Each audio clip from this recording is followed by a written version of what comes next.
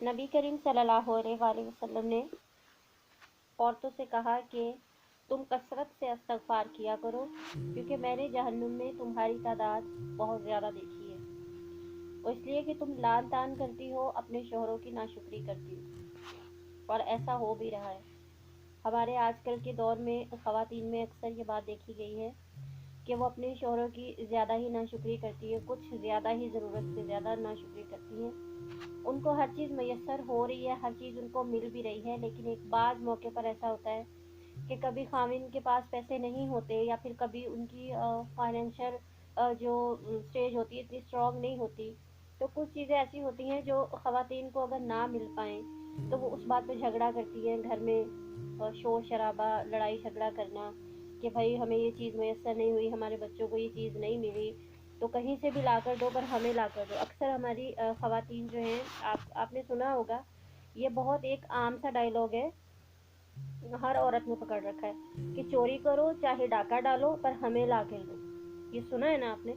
कि चोरी करो चाहे डाका डालो, लेकिन हमें ला के दो, कहीं से भी ला के दो, हमें खाने को चाहिए, हमें पहनने को चाहिए। सब्र नाम की हमें कोई चीज़ है ही नहीं, बिल्कुल। ख़वातीन की ये बहुत बुरी आदत है,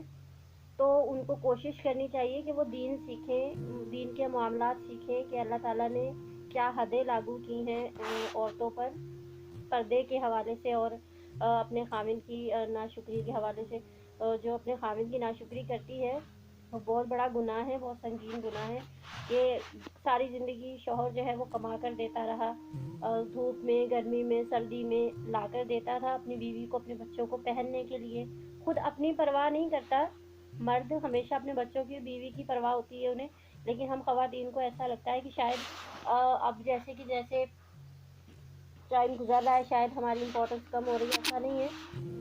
हर इंसान का जब टाइम साथ साथ गुजरता रहता है तो उसकी ज़िंदगी में उसके अंदर की फीलिंग्स होती हैं,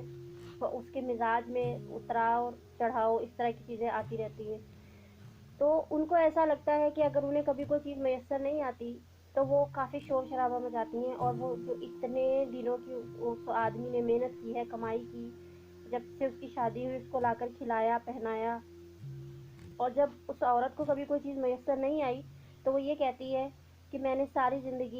जितनी दिन आपसे शादी की, तो मैंने सारी ज़िंदगी में कभी आपसे कोई सुख नहीं पाया। ये होती है नाशुक्री।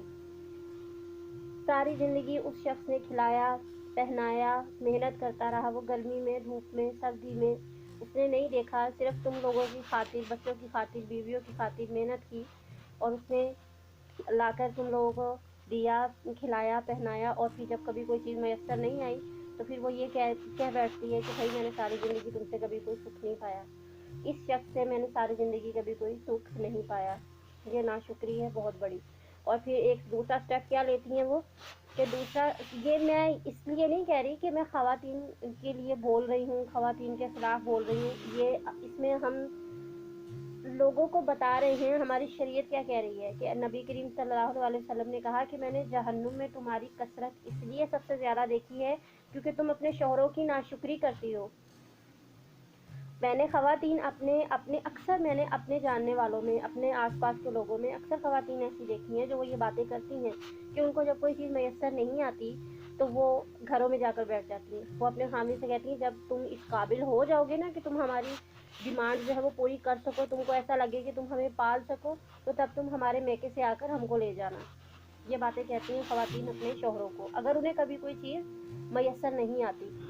और फिर वालिदैन क्या कहते हैं, वालिदैन से भी मेरी एक रिक्वेस्ट है, अगर वालिदैन मेरा ये वीडियो देखें तो उनसे मेरी एक रिक्वेस्ट है कि कभी अगर आपकी बच्ची अपने घर से लड़कर आ जाती है आपके घर पर और आपको आकर ये बोलती है कि मेरे खामिद से फलां दिन ये लड़ाई हुई है, तो आपका हक बनता है कि आप उसको मोटिवेट ना करें। आपका फ़र्ज़ बनता है कि आप उनको कहो कि जिस पाँव आई हो उसी पाँव से वापस लौट जाओ। हम तुम्हारे शौहर से बात करेंगे, हम तुम्हारे शौहर से बात करके पूछेंगे कि क्या हमारी बेटी की कोई गलती थी या आप में कोई गलती थी कि जिसकी वजह से ये मामलात बने, या फिर बेहतर होगा कि तुम अपने आपस के मामलात जो तुम दोनों में लड़ाई हुई है खुशनुमी के साथ बैठकर घर पे निपटाओ। ठीक है,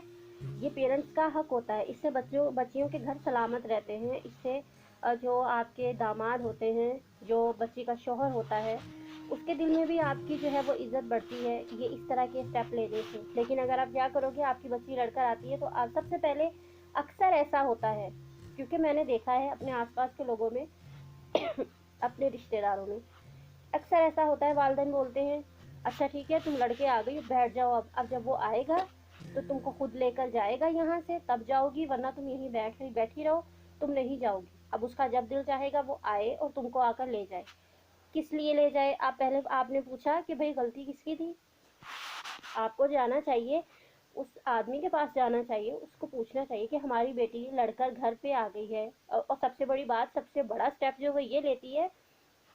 کہ لڑائی ہوئی، اپنا چادر برقع جو بھی ہے وہ اٹھایا، بچوں کو لیا، بنا پوچھے، بنا خاوند کی اجازت کے وہ گھر سے نکل گئی اور اپنے ماں باپ کے گھر پہ چلی گئی۔ خاوند کی اجازت تو لو، اگر جانا ہے تو اجازت بہت ضروری ہے۔ ماں باپ کی اجازت اب نہیں چلے گی، ماں باپ کے فیصلے اب نہیں چلیں گے۔ جو کچھ تھا تمہارا شادی سے پہلے تھا ان کے ساتھ، جو تمہاری اٹیچمنٹ تھی، جو بھی ان کے فرائض تھے، لیکن جب تمہارا نکاح ہو گیا، تمہارا نکاح ایک ہو گیا جس آدمی سے، تو تم پہ اب واجب ہو گیا، تم اگر باہر قدم رکھو گی اس سے پوچھو، اس سے اجازت لو کہ کیا میں باہر جا سکتی ہوں، کیا میں اس کام سے جا سکتی ہوں۔ ابھی ہماری خواتین کیا کرتی ہیں، لڑا، جلدی جلدی اٹھایا بوریا بسترا اور جلدی سے بس نکل گئی، پوچھا نہیں شوہر سے، بس لڑی اور گھر پہ چلی گئی۔ اب آگے سے پیرنٹس بھی ایسے کہ وہ آگے سے کہہ رہے ہیں بیٹھ جاؤ، اب جب وہ آئے گا خود لے جائے گا، جب اس کا دل چاہے وہ آ کر لے جائے۔ یہ اچھی بات نہیں ہے، یہ بچیوں کے گھر برباد کرتی ہیں ایسی باتیں۔ آپ کا والدین کا فرض ہوتا ہے کہ ہماری بچی اگر آئی ہے اس سے پوچھو کہ تم اپنے خاوند سے پوچھ کر آئی ہو ہمارے گھر پہ،